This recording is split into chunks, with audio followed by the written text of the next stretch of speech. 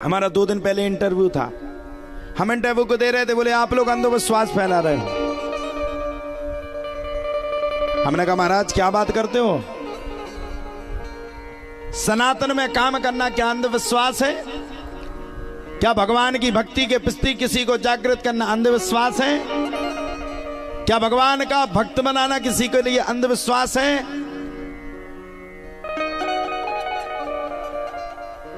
हाँ, ये हम मानते हैं। हम दरबार लगाते, पर्चा बनाते, बहुत दिनों से बना रहे, बना करके रख रहे हैं, ये बात हम मानते हैं।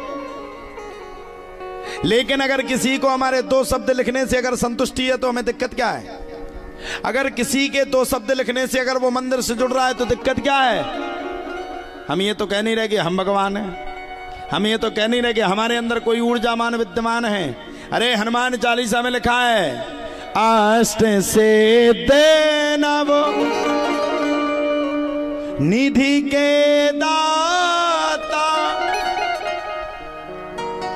असबर दीन जानकी माता।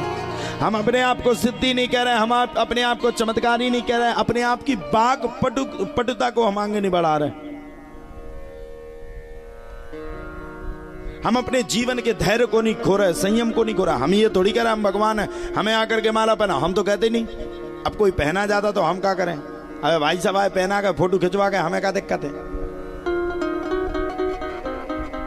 कोरोना के टाइम पे तुम्हारे जब केरा बांटते आदमी का एक केरा फोटो खिंचवाओ ते को क्या दिक्कत थी?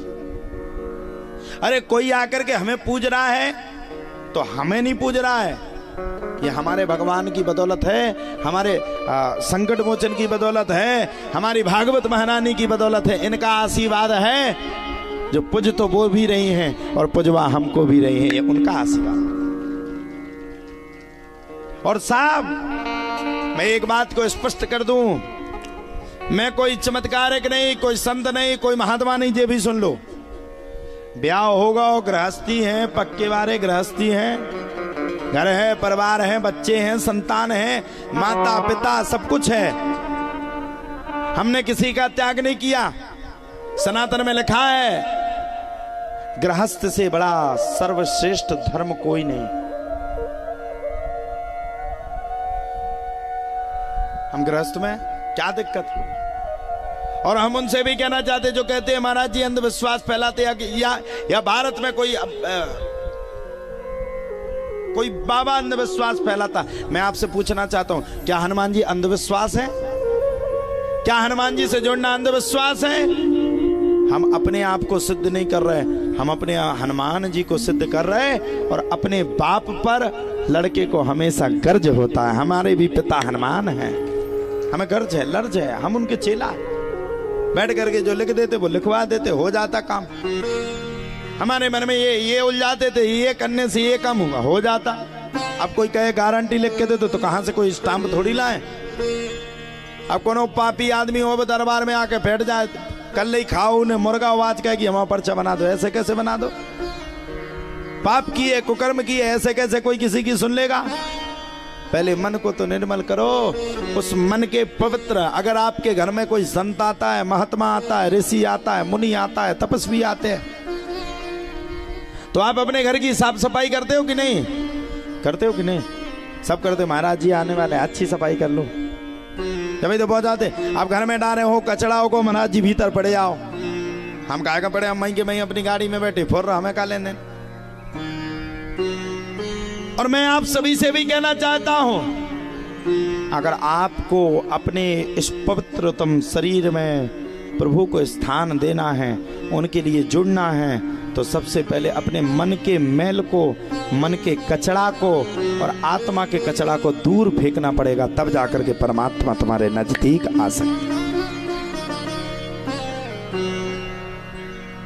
ऐसे नहीं आ जाएगा, ऐसे नहीं मिल जाती प्यास गद्दी, ऐसे नहीं कोई भागवत कथा करने लगता है। हम लोगों ने भी बचपन से इतना संघर्ष किया। अरे किसी कथाकार के पीछे उसका संघर्ष देख करके देखो, आपकी समझ में आ जाएगी।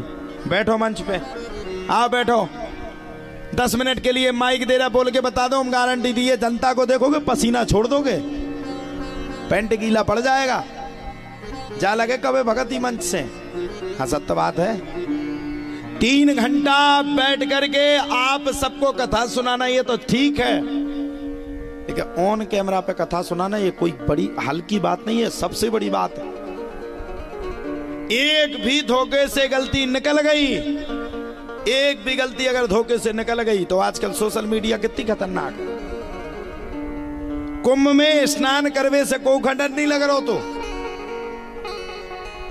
लेकिन कुंभ में रील बनवे से सब खंडन लग रहा तो। हम भी गए थे कुंभ में, हमने भी डुबकी मारी।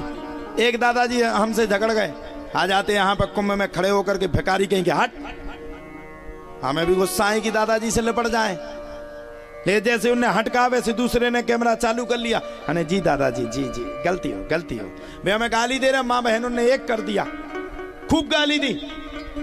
हम वहां से उठ करके नाव में बैठ करके भगाए, गलती भी नहीं दोष भी नहीं, हमने कुछ कहा भी नहीं। हम तो स्नान कर रहे थे,